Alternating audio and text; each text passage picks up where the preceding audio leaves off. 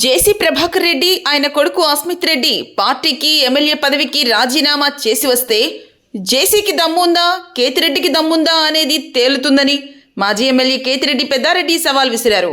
అనంతపురంలో ఆయన మీడియాతో మాట్లాడుతూ గోవా మద్యంపై మా పార్టీ నేతలతో కమిటీ వేయమని జేసీ చెబుతున్నాడని, మా పార్టీ వారితో కాకుండా మీ పార్టీలోని వారితో కమిటీ వేయాలన్నారు.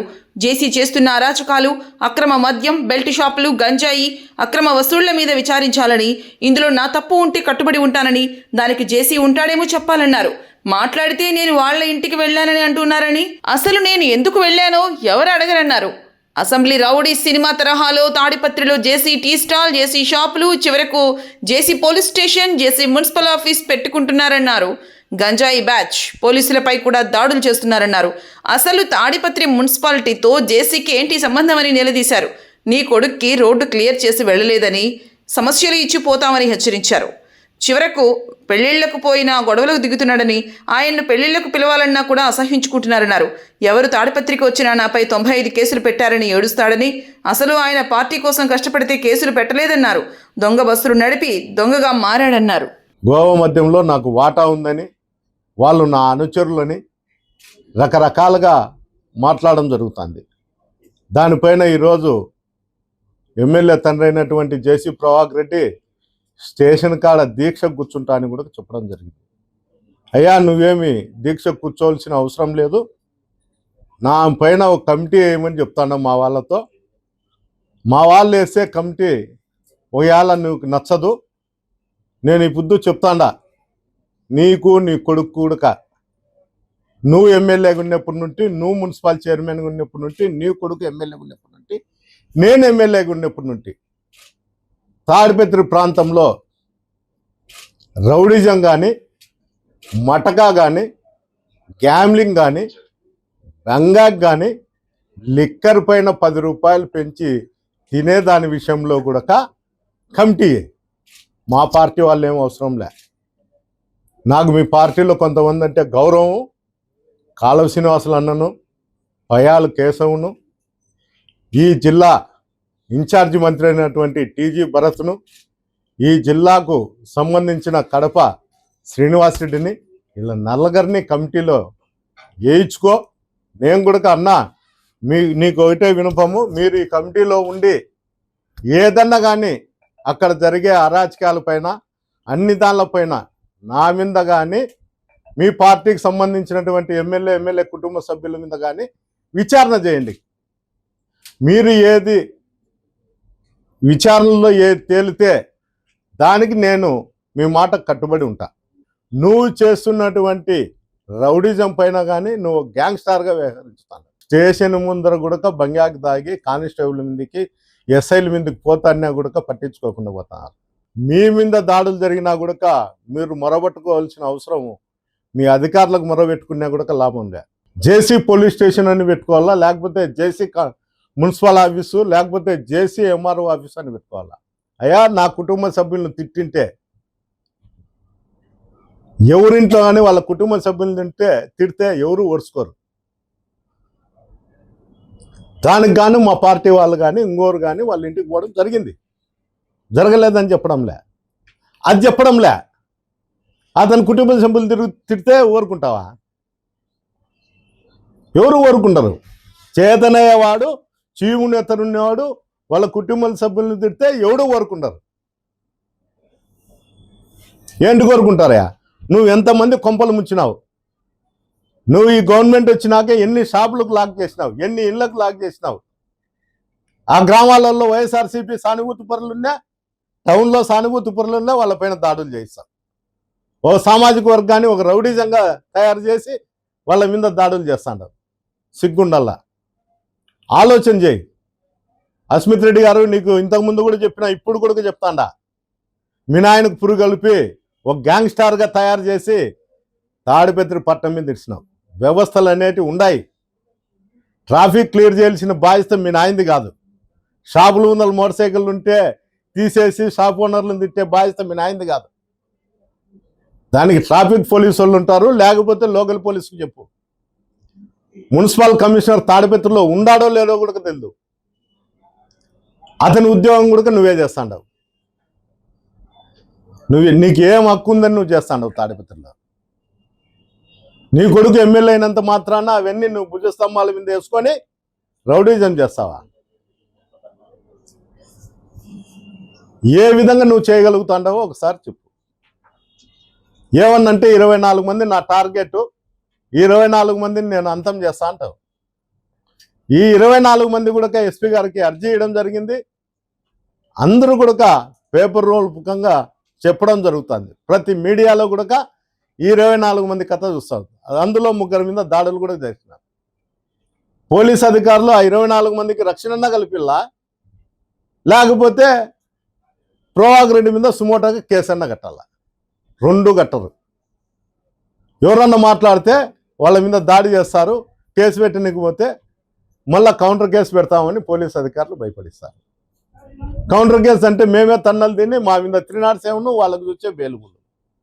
ఈ పరిస్థితి మాకేంటికని స్టేషన్ల వైపు చూసేది కూడా మర్చిపోయినారు. ఏంటికంటే ఎవరు మగంలో చూసినా కూడా పోలీస్ అధికారుల మగంలో చూస్తే జేసీనే కానొస్తారు. అది తండ్రైనా కావచ్చు, కొడుకైనా కావచ్చు. ఈ విధంగా ఆలోచన ఉంటే, ఈ విధంగా అధికారులలో ఉంటే సామాన్య ప్రజలు ఏ విధంగా ఉంటారో ఒకసారి ఆలోచన చేయండి. ఇదేమన్నా ఎవరు జాగీరు కాదు. తాడిపత్రి ఏమన్నా ఈ రాష్ట్రంలోనే ఉంది? ఈ రాష్ట్రంలో లేదా చెప్పండి. ఈ రాష్ట్రంలో లేకపోతే ఏదో ఒక దీవి అయితే ఆయన చెప్పినట్లు జరుగుతుంది. ఆయన సొంత దీవి ఏం కాదు ఇది. ఈ రాష్ట్రంలో ప్రతిపక్షం ఉంటుంది, మిత్రపక్షాలు ఉంటాయి. ఈ రాష్ట్రానికి సీఎం ఉన్నాడు. నీకు పార్టీ అంటే భయంలే, పక్కన వాళ్ళంటే భయంలే, ఎవరన్నా నీకు భయంలే. ఏంటికంటే 76 సంవత్సరాలు 75 సంవత్సరాలు ఉన్నాయి. నేను బతుకుతే 4 సంవత్సరాలు 5 సంవత్సరాలు పెడతా. నేను ఉన్నప్పుడు ఫలానా వ్యక్తి ఈ ఊర్లో రౌడీజం చేస్తా అంటే తిరిగి మాట్లాడే వాళ్ళు లేరు. పోలీస్ వ్యవస్థ కూడా ఆయనకు సలాం చేస్తుంది. అందరూ అధికారులు కూడా ఈ విధంగా ఉన్నారని నిత్యం కూడా అక్కడ మున్సిపల్ కమిషనర్ అయితే అతను ఉద్యోగం చేసేదే మానుకున్నాడు. ఏదన్నా చెప్తే నీ మీద ఆయనకుండే అలవాట్లకు నీ మీద వీడియోలు ఉన్నాయి, లేకపోతే నీ పేపర్లన్నీ మా దగ్గర ఉన్నాయని చెప్తారు. అయ్యా కమిషనర్ గారు, నీకుండే అలవాట్లు ఉండే కానీ అవి ఇప్పటికైనా మానుకొని గట్టిగా ప్రయత్నం చేయి. నీ ఉద్యోగం పోతుంది నువ్వు అనుకుంటా అన్నావేమో. ఎల్లవేళ ఇదే ప్రభుత్వాలు, ఇదే రాజకీయ నాయకులు ఉండరు.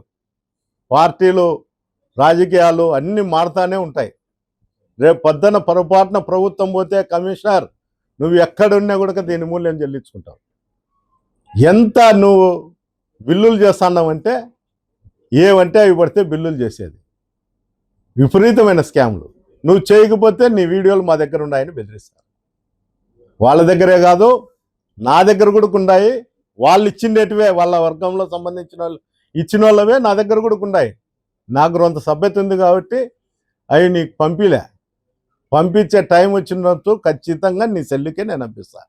వైఎస్ఆర్సీపీ నాయకులు కానొస్తే వాళ్ళ మీద తిట్టడము, దాడి చేయడానికి ప్రయత్నం చేయడము, వాళ్ళ దగ్గర ఉండే బ్యాచ్లో ఉండే వాళ్ళందరి మెడలలో దండలు గుంచుకునే దానికి కూడా ప్రయత్నం చేయడం. నేను పోలీసు వ్యవస్థ ఇట్లుందనుకుంటే ఈ మధ్య కాలంలో జిల్లాకు సంబంధించినటువంటి కలెక్టర్ గారు కూడా అట్లే తయారైనాడు. ఇతను ఏ పిటిషన్ పంపిస్తే దానిపైన చర్యలకు అధికారులకు రాసి పంపించడం జరుగుతుంది. కనీసం ఎంక్వైరీ చేస్తామనే ఆలోచన కూడా లేకుండా. నేను నిజంగా చెప్తాను, మార్ఫింగ్ చేసినారు. ఇదో మీకు అందరికీ చూపిస్తాడా ఈ లిక్కర్ విషయంలో. ఈ పైనుండేది లిక్కర్లో సంబంధించిన వ్యక్తి, కింద ఉండేది నరసింహారెడ్డి అని మా పార్టీకి సంబంధించిన వ్యక్తి. అతన్ని తీసి ఇది పెట్టినారు. దీనిపైన పోలీసులు ఎలాంటి చర్యలు కూడా తీసుకోవడం లేదు. అంటే ఒక మాజీ ఎమ్మెల్యే మీద ఎన్ని అబండాలు వేస్తానా ఏమున్నా మేము పడిపోవాలనేది వాళ్ళ ఆలోచన. ఎందుకుంటారయ్యా? ఎంతసేపు ఉన్నా నేను బెదిరిస్తే భయపడతా అంటే నా కొడుకు రోడ్డు క్లియర్ చేస్తానేమో అనుకుంటాడు. అయ్యా నీ కొడుకు రోడ్డు క్లియర్ చేయవు కానీ గుంతల రోడ్డే ఉంటుంది. మధ్యకాలంలో 95 కేసులు ఉన్నాయి నా మీద అని ప్రతి ఒక్కరికి చెప్తా అంటాడు. వచ్చిన వాళ్ళకు వాళ్ళ పార్టీ వాళ్ళు ఎవరి ఇంటికి పోతే వాళ్ళతో ఏడ్చడము, గొగ్గోలు పెట్టడము, వాళ్ళకి చెప్పడం నా మీద 95 కేసులు ఉన్నాయనేది. వాళ్ళ ముఖ్యమంత్రికి కూడా పోయి చెప్తాను నా మీద 90 కేసులు ఉన్నాయి. పాపం ఏందో పార్టీ కోసం ఏమన్నా కష్టపడినాడేమో అని అతను అనుకుంటాడు. ఇతని కేసులన్నీ బొగ్గుల బస్సులు, ఆ బస్సులు అంటాయి. వాళ్ళ ఆయన చేసినాడో లేదో నాకు తెలియదు, కానీ ఇతను నిత్యము స్కాములతోనే బతికినాడు. ఆ 95 కేసులు ఏంటివని ఏ అధికారులు అడగరు, మమ్మల్ని అడుగుతారు. సార్ ఇట్లా ఫలానా కంప్లైంట్ అంటే మీ గవర్నమెంట్లో మీరు కేసులు పెట్టినారని. ఏ కేసులు పెట్టినారని వాళ్ళు అడగరు, వాళ్ళకి తెలిసినా నటిస్తా అంటారు తెలియనట్లు. 95 కేసులు ఉన్నాయి అంటే నువ్వు ఎంత స్కామ్ చేసిండల్లా, ఎన్ని వెహికల్ దొంగతనం చేసిండల్లా, అవన్నీ రోడ్లో యాక్సిడెంట్ అయితే ఎవరు దానికి జవాబుదారి? ఇన్సూరెన్సులు ఫేక్ చేస్తావు, ఎన్ఓసీలు ఫేక్ చేస్తావు, యాన్నో నాగాల్యాండ్ నుండి బస్సులు తీసుకొచ్చి రోడ్ల మీద తిప్పుతావు, లారీలు రోడ్ల మీద తిప్పుతావు, అమ్ముకుంటావు, చేస్తావు, లావు పన్నావు. అవి దొరికినావు కాబట్టి నువ్వు దొంగ పోయినావు. నువ్వు దొంగ పోయినావు అని నన్ను దొంగగా చూపిల్లని నువ్వు ప్రయత్నం చేస్తే లాభం లేదు. నేను ఎప్పుడూ ఒక రైతు బిడ్డను, నాకు తెలుసు ఎట్లా బతకల్లా, ఎట్లా ఉండాలా, ప్రజలతో ఏ విధంగా. నువ్వు కుటుంబం పెద్దదని చెప్పుకొని నీచమైన బతుకు బతికే అంత సంస్కారం లేను అని మటుకు కాదు. నాకు సంస్కారం ఉంది. ఏంటికంటే 10 మంది రైతులతో తిరుగుతాంట, గ్రామాలలో పోయినప్పుడు అందరితో కూడా అక్క అమ్మ అని మాట్లాడుతుంట.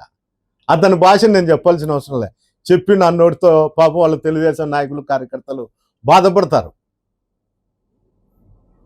నేను ఎన్నిసార్లు చెప్పినా ఇంకా ప్రతిసారి చెప్తా అంటే ఇన్న దినం కూడా మా ఇంట్లో ఆడవాళ్ళ గురించి అయిపో తిడితే ప్రభాకర్ తిట్టినంత మాత్రాన మా ఇంట్లో ఆడవాళ్ళను అన్న గుడికి ఇది చెప్తారు, అన్న గుడికి మోజుందేమో తిట్టాలని అనుకుంటారు. కానీ నేను దాని గురించి అయితే చెప్పదలుచుకోలే గుడక. ఒక్కసారి ఆలోచించేయండి, తాడిపత్రి కాన్స్టిట్యున్సీలో ఉండేవాళ్ళు ఏం జరుగుతుంది ఇక్కడ, ఏం కథ అనేది. లాస్ట్కి పెళ్ళిళ్ళకి పిలిచాలని కూడా భయపడే పరిస్థితికి వచ్చినారు. అయ్యా ఇది అసెంబ్లీ రోడ్ సినిమా కాదు, ఆ సినిమా చూసినంత వరకు ఉండేటువంటి ప్రేక్షకులు కాదు. సినిమాలో ఎన్నెన్నో జరుగుతుంటాయి, అట్లా బతకాలంటే మనతో కాదు. నువ్వేమన్నా ఆ సినిమా చూసి అట్లా బతకాలని ఏమన్నా బజార్లో బట్టలు ఉడికి తిరుగుతానేమో. నేను తాడిపత్రికి ఇన్ఛార్జ్ వచ్చినప్పటి నుండి తాడిపత్రి ప్రజలు నేను వచ్చిన తర్వాత ప్రభాకర్ని ఏ విధంగా చూడాలో ఆ విధంగా చూసారు. బట్టలు లేకుండా స్టేషన్ల ముందర స్నానం చేసుకుంటా, మున్సిపాలిటీ దగ్గర స్నానం చేసుకుంటా, డిఎస్పీ ఆఫీసుల కాడ నేల మీద వండుకుంటా, రోడ్ల మీద మంచాలు వేసుకొని వండుకుంటా, స్టేషన్ల ముందర మంచాలు వేసుకొని పండుకొని చూసారు. అంటే ఆ గొప్పతనం నాతో అతనితో అతనికే తెలిసిందల్లా, తాడిపత్రి ప్రజలకే తెలిసిందల్లా. అధికారంలో ఉండి ఆ విధంగా చేస్తాడంటే ఆ గొప్పతనం ఎవరిదనేది కూడా చెప్పాలా. ఏమన్నంటే కూడా పెద్దారెడ్డి వాళ్ళ కుటుంబానికి మాత్రం ఇక్కడ నేను రాజకీయాలు చేయనీను అని చెప్తాడు. అతను కాదయ్యా చేయనీకోకుండా ఉండేది, నన్ను పోలీస్ అధికారులు చేయనీకో ఉండారు. మీరు కూడా అదే రాస్తాంటారు, ప్రభాకర్ రెడ్డి అడ్డపడినాడు, పెద్దారెడ్డి ఇంట్లో కూర్చున్నాడని. నన్ను ఎప్పుడూ కూడా అడ్డపడే శక్తి ఈ అనంతపూర్ జిల్లాలో కాదు, కానీ తాడిపత్రి కాన్స్టిట్యున్సీలో ఏ ఒక్క వెధవ కూడా లేదు నన్ను అడ్డపడే శక్తి. అధికారులకు తప్ప. అధికారులను అడ్డం పెట్టుకొని అధికారులను నా ఇంటి దగ్గరకు పంపించి నిలబెట్టగలుగుతాను తప్ప అతని శక్తి బలహీనుడు. అతను ఎవరైతే చిన్న వ్యక్తులు ఉంటారో అతను గౌరవిస్తారో వాళ్ళ మీదకి దండయాత్ర చేయమంటే చేస్తాడు. అతను ఆటో వాడిని కూడా కొట్టలేడు తిరగబడితే. అతని గుండె బలహీనత అది. అతను ఏందో పెద్ద బలవంతుడని.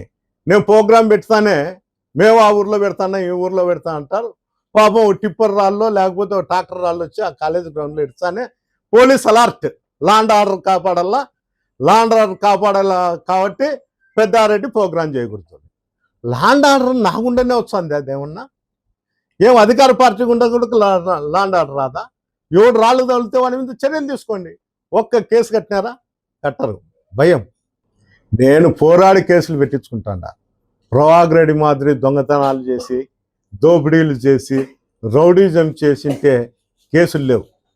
అతను చేసిండే 95 కేసులు కూడా లారీ బస్సుల కేసులు. అవన్నీ ప్రతి ఒక్కరికి ఎవడన్నా రాని తెలుగుదేశం నాయకుడు వాళ్ళ ఇంటికి తండ్రి కొడుకు చెరువు వారు కూర్చోవడం, వాళ్ళ బాధలు చెప్పడం, ఏడ్చడం. మా పార్టీ వాళ్ళు ఎవరైనా చెప్తే బుక్కులు పంపిస్తారు ఇంటి దగ్గరికి. ఆ బుక్లో కూడా దాని కౌంటర్ రాయి. నా మీద ఇన్ని కేసులు పెట్టినప్పుడు ఏ కేసులు పెట్టినారు, ఏంటికి పెట్టినారని రాయి. ఏంటికి కానీ రాయవు. నీకు ఫేవర్గా ఉంటే రాస్తావు, నెగిటివ్గా ఉంటే రావు. మా వాళ్ళు ఎవరన్నా గురించి నాకు సపోర్ట్ చేసి మాట్లాడితే మీ ఇంటికాడికి వచ్చి ధర్నా చేస్తా, మీ ఇంటికి ఎందుకు వస్తా అని చెప్తావు. ఏమి అంత సులభంగా ఉంటుందే? మా వాళ్ళు కూడా లీడర్లే, నీకన్నా బాగున్నారు. నువ్వు నిన్న ఈ పొద్దు ఏదో మీ నాయన మీ తాతల పేర్లు చెప్పి బతుకుతానేమో. వాళ్ళు వాళ్ళ నాయనగారు వాళ్ళ తాతగారు పెద్ద భూస్వాములే. మీ జేసీ వాళ్ళదంతా కూడా 30 ఎకరాలు లేదు మీ ఊర్లో. మీరు తాడిపత్రికి వచ్చినప్పుడు మీ బతుకు అదే. ఈడ మా పార్టీలో ఉన్న వాళ్ళంతా మంచిగా ఉన్నోళ్ళే, సక్రమంగా ఉన్నోళ్ళే. అందరినీ బ్లాక్మెయిల్ చేసుకొని బతుకుతాండారు. అధికారులను బ్లాక్మెయిల్ చేస్తావు, పోలీసులను బ్లాక్మెయిల్ చేస్తావు, పొలిటీషియన్లు బ్లాక్మెయిల్ చేస్తారు, నీ పార్టీలో బ్లాక్మెయిల్ చేస్తావు, మా పార్టీ వాళ్ళను బ్లాక్మెయిల్ చేస్తావు. నీ గురించి ఎవరు మాట్లాడకూడదు. సిగ్గుండాల. ఒక్కడన్నా నీ పార్టీలో నీకు సపోర్ట్ చేస్తా అంటే సరిపోయింది. నీకు చేయలేదని ఎవరికి చేయకూడదు అంటే ఎట్లుంటుంది? నువ్వు అందరితో కలిసి లేవు, అందరి మీద నీకు అనుమానమే. అందువల్ల నీ బతుకు ఇట్లా తేలింది. ఎవడు తిట్టినా కొట్టినా కొట్టించుకున్నా వాళ్ళకి అలవాటు. మేము కొడితే కొట్టించుకునే మనస్తత్వం మాది కాదు. అతను అంటే మా బ్రాండ్ అని చెప్తా అంటాడు, జేసీ బ్రాండ్ అని. అయ్యా సిగ్గు, నీకు దమ్ము ధైర్యం ఉంటే నీ కొడుకు అందు నువ్వు పార్టీకి రిజైన్ చేయి, నువ్వు అప్పుడు మాట్లాడు.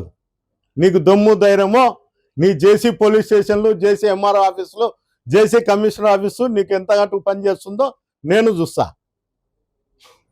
నువ్వు అన్ని చెత్త రాజకీయాలు చేస్తూ నేను రాజీనామా చేస్తా, జేసీ అనుచరులు అయితే నా ఇంటికాడికి రాని, లేకపోతే లేదు. నీ కొడుకును పార్టీకి రిజైన్ చేయమను ఎమ్మెల్యేగా పెట్టుకొని. అప్పుడు చెప్తా నువ్వు ఈ మాట మాట్లాడు.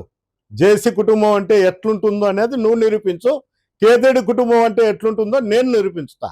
నువ్వు నిరూపించినా సరే, నేను నిరూపించినా సరే, ముందు రిజైన్ చేసిన తర్వాతే ఏదన్నా ఉంటే మాట్లాడు.